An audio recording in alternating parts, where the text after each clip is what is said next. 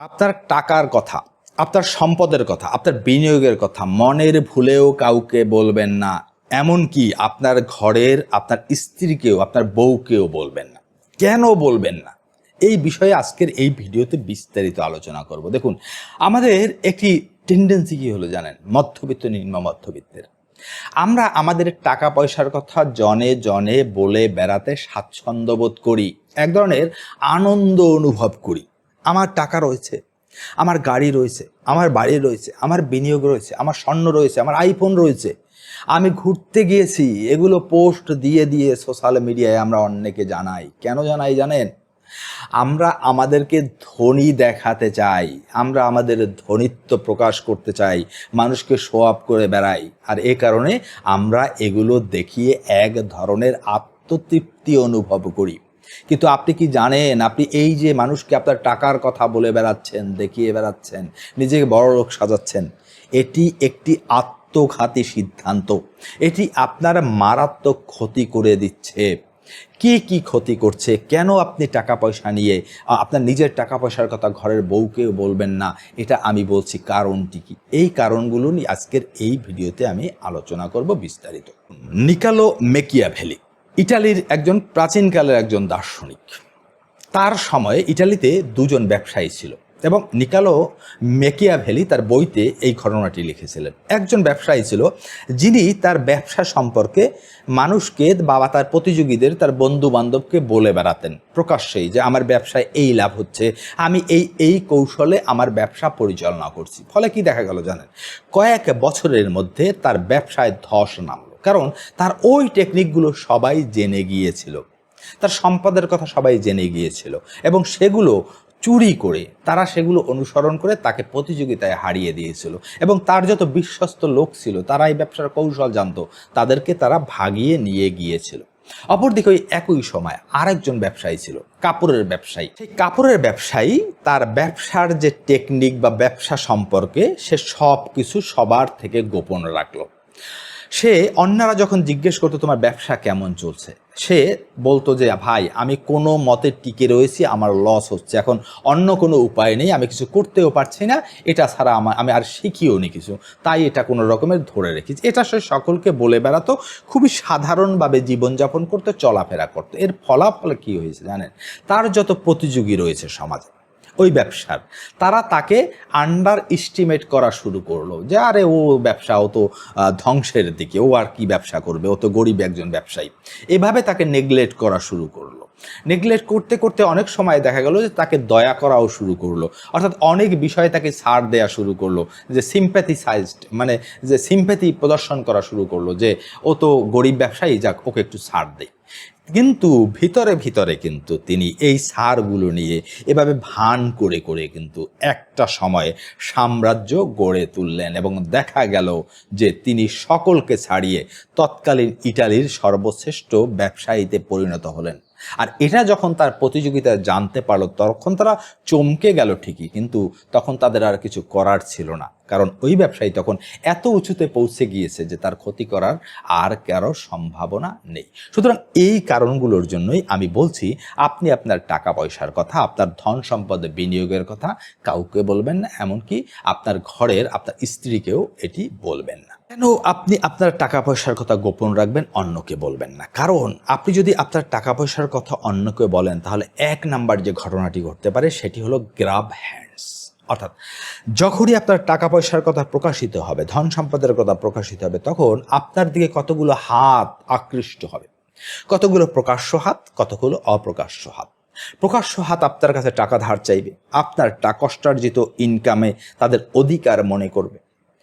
আর অপ্রকাশ্য হাতগুলো, যেগুলো আপনি দেখতে পাবেন না, আপনার অগোচরে থাকবে, সেগুলোই সবচেয়ে ভয়াবহ, ভয়ঙ্কর। সেগুলো আপনার দিকে সবসময় উদ্যত থাকবে, আপনার ওই টাকায় ভাগ বসাতে চাইবে, আপনার ওই টাকা কেড়ে নিতে চাইবে, আপনাকে অনিরাপদ করে তুলবে। সুতরাং এই প্রকাশ্য এবং অপ্রকাশ্য হাতের হাত থেকে যদি আপনি বাঁচতে চান, তাহলে টাকা পয়সার কথা দয়া করে গোপন রাখুন, কাউকে বলবেন না। টাকা পয়সার কথা বললে দুই নম্বরে যে সমস্যাটি হতে পারে সেটা হলো আপনি আপনার টাকা দিয়ে শত্রু কিনবেন, আপনার শত্রুতা বাড়বে।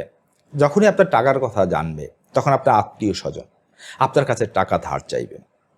টাকা ধার দিলে আপনি সে টাকা ফেরত পাওয়ার সম্ভাবনা খুবই কম। আবার না দিলে তাদের সাথে সম্পর্ক নষ্ট হবে, শত্রুতা তৈরি হবে। সম্প্রতি আমি কাউকে টাকা পয়সা ধার দেই না অনেক বছর যাবৎ, কারো কাছ থেকে ধার নেইও না, কাউকে দিইও না।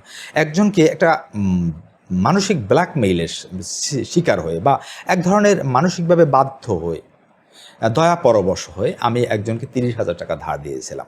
3 দিনের জন্য টাকাটি নিয়ে আমাকে 15 দিন ঘুরিয়েছিল এবং অগণিত বার আমাকে ফোন করতে হয়েছে। তারপরও আমি আমার সেই 30,000 টাকা আমি উদ্ধার করতে পারিনি এখনও পর্যন্ত। সুতরাং তার সাথে আমার ভালো সম্পর্ক ছিল, কিন্তু এই টাকাটির কারণে সম্পর্কটি কিন্তু নষ্ট হওয়ার প্রায় কাছাকাছি চলে এসেছে। সুতরাং দয়া করে টাকা দিয়ে শত্রু তৈরি করবেন না, শত্রুতা কিনবেন না। তাই টাকা পয়সার কথা সকলের কাছে, এমনকি আপনার ঘরের স্ত্রীর কাছেও গোপন রাখার চেষ্টা করুন। দেখুন, এই বিষয় সহ আরও অনেক বিষয় বিস্তারিত আলোচনা করা হয়েছে আমার লেখা বই অল্প ইনকামে ধনী হওয়ার উপায়।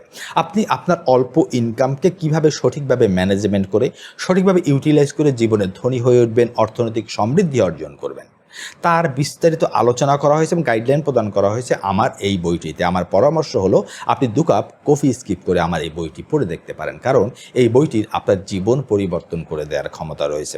আশা করি বইটি পড়ে আপনি হতাশা হবেন না। এটি একটি ইবুক এবং পিডিএফ আকারে। বইটির দাম রাখা হয়েছে মাত্র 199 টাকা।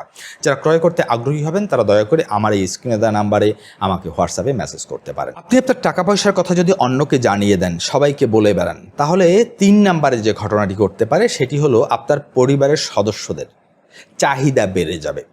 তারা আগে যে জীবনযাপন করতে অভ্যস্ত ছিল, যখনই জানতে পারবে যে আপনার কাছে টাকা রয়েছে, তখন তারা আরও বেশি লাইফস্টাইল ডেভেলপ করতে চাইবে, আরও বেশি চাইবে।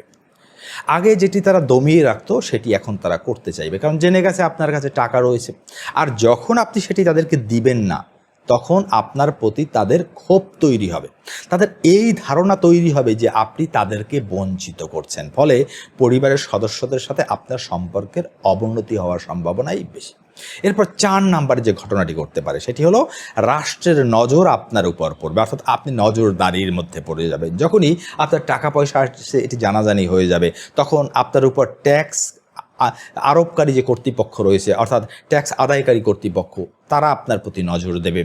দুর্নীতি দমন কমিশন আপনার প্রতি নজর দেবে। আপনি অহেতুক অনেক ধরনের ঝামেলায় পড়ে যাবেন। তার মানে আমি এটা বলছি না যে আপনি ট্যাক্স ফাঁকি দেবেন, বরং আমাদের সমাজের যে অবস্থা রয়েছে, বর্তমান পরিবেশ রয়েছে, তাতে আপনাকে এই সুযোগে অনেকে অন্যায়ভাবে কিন্তু আপনাকে হেনস্থা করতে পারে, আপনি বিব্রত হতে পারেন। আপনি আপনার টাকা পয়সার কথা যদি আপনি বলে দেন বা অন্যকে জানিয়ে দেন, তাহলে 5 নাম্বারে আপনি যে সমস্যাটি শিকার হতে পারেন সেটি হলো দুষ্ট রাজনীতিবিদদের খপ্পরে পড়তে পারেন। কারণ রাজনীতি এখন এতটাই নষ্ট হয়ে গিয়েছে যে আপনার কাছে টাকা রয়েছে, আপনার সম্পদ রয়েছে, এটি জানার পর তারা কি করবে জানেন? এটি পেশার মতো হয়ে গিয়েছে।